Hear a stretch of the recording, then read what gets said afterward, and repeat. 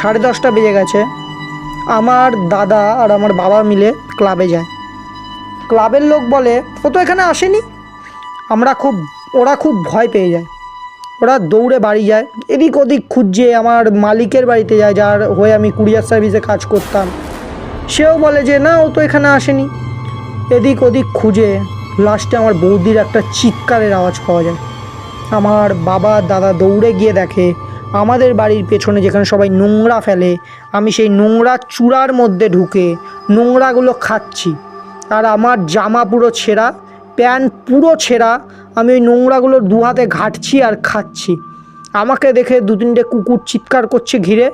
আমার বাবা আর দাদা আমাকে টেনে নিয়ে আসতে পারছে না ওখান থেকে। আমি বলছি আমাকে যাব না, আমি যাব না ওখান থেকে, আমি যাব না।